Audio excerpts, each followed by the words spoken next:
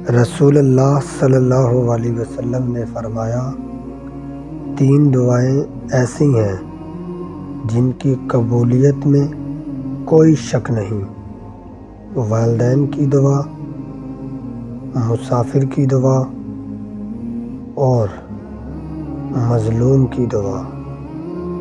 رسول اللہ صلی اللہ علیہ وسلم نے فرمایا، اللہ تعالیٰ کا ارشاد گرامی ہے، اے فرشتوں، اگر کوئی بندہ نیکی کرنا چاہتا ہے تو اس کے لیے ارادے ہی پر ایک نیکی لکھ دو، اور اگر اس پر عمل کر لے تو 10 گنا سے 700 گنا تک نیکی لکھ دو۔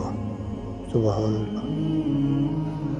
الرحمن وہ ہے جس کی شدید اور کامل رحمت پوری مخلوق کے لیے ہے۔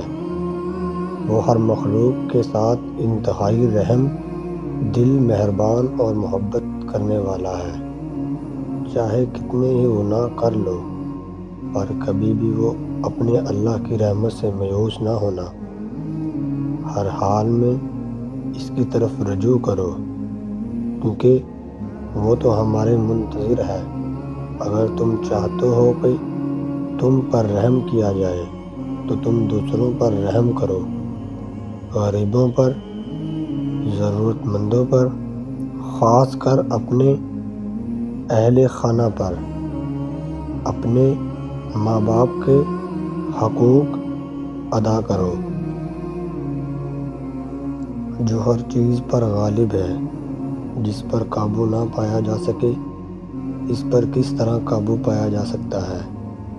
جو ہر وقت کا مالک ہے، وہ جو انتہائی قیمتی ہے، وہ جسے چاہتا ہے عزت، وقار اور طاقت دیتا ہے۔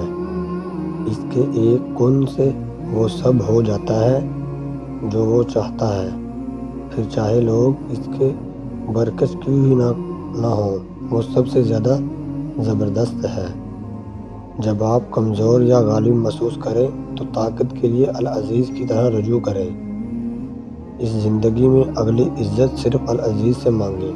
اس کی طاقت اور اس کے رسول کی پیروی کر کے کسی بھی اجتماع میں چغلی کو رد کریں، اور اس شخص کی غیر موجودگی میں اس شخص کی اچھائی بیان کریں۔ آپ کو ہر ایک کی عزت کرنی چاہیے، کیونکہ دوسروں کے ساتھ آپ کے تعلقات عزیز کی طرف سے ایک امانت ہیں۔ قرآن میں وہ سب کچھ ہے جو آپ کو زندگی میں کامیاب ہونے کے لیے درکار ہے، لہٰذا قرآن کا استعمال کریں، کیونکہ اللہ نے اسے عزیز کہا ہے۔